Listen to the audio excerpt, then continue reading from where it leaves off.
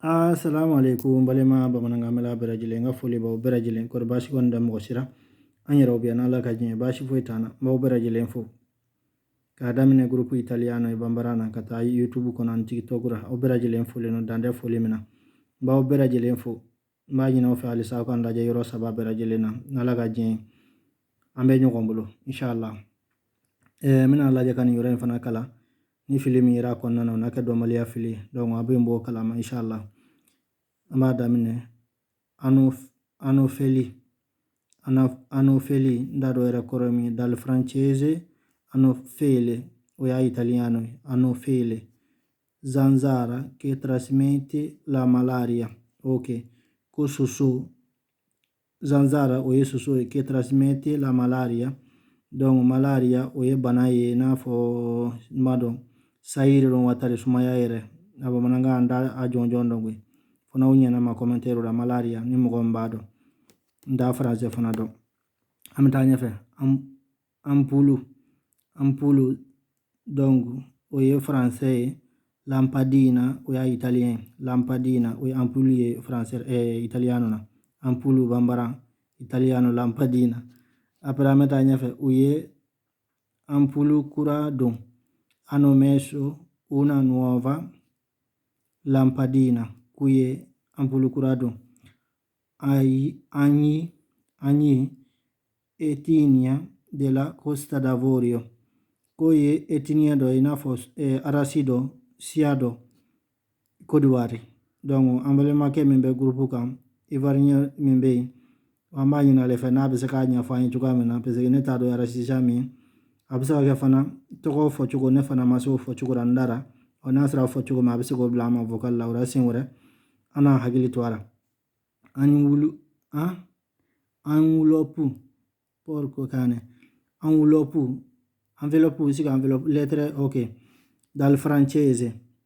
busta da lettera a italien yo na fo mo ni mo be lettere ci ma posi fa be do vem no gono kana donc busta da lettera doi enveloppe da ele qualcuno ha aperto la busta qualcuno o come godo ha aperto la busta qua è lettere da ele a metà nya fa alisa a me haga to ni ka fe toujours le image ke chugura bisi kuma do be nyina ko ani wati do fana o hakili bara me a tisaka inquadra bene araba noi araba dall'arabo mercoledì italiano o mercoledì araba nome proprio dato alle donne nate di mercoledì ko muso dɔw fana tɔgɔ yo i n'a fɔ muso minnu jigina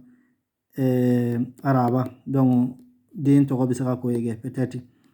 araba su note dal martedì al mercoledì ko araba su k'a daminɛ tarata ra ka taa araba su ra donc filɛlikɛlaw tɛ sɔn ka lajɛli kɛ araba don bari ni ye fɛn min ye o bɛ kɛ fila ye i veggenti non amano fare la veggenza al mercoledì allora i veggenti o ye lajɛlikɛlaw ye mɔgɔ minnu bɛ lajɛli kɛ kolonivillaw walima tirabudalaw suguyaw ka ca non amano ko amandu ye fare la veggenza ka lajɛli kɛ al mercoledì araba perché quello che vedono si raddoppia ko pesiki kube n'u ye fɛn min ye ko a fɛn bɛ fila i n'a fɔ n'u ye ko min ye o ko bɛ se ka fila a ɲɔgɔn min kɛ tuguni an bɛna duguma arajaba dall'arabo settimo mese lunare dell'anno i n'a fɔ arajaba kalo ko settimo mese o ye san kalo 7 ye lunare an bɛ kalo min ye tubabu kalo ko tɛ dɛ kalo min bɛ ye ɲɛna dell'anno san kɔnɔ san kalo 7 a ka fɛn caman bɛ kɛ arajaba la maggioranza delle sue cose le fa nel settimo mese donc vediamo qua, la maggioranza, qua che fa l'angleme delle sue cose, le fa nel settimo mese, kaba ke sanka loglovlanana, lunare dell'anno, sanka loglovlanana. Radio, dal francese radio, radio ya italien, amaseka communique me, bari radio tun te abolo. Non ha potuto, corretto, amase, non ha potuto, amase, ascoltare le notizie, amase, ascoltare calame, le notizie o ekibaria perché non aveva la radio, copia che a radio con dabolo. Dunque a me si caca. Amaseka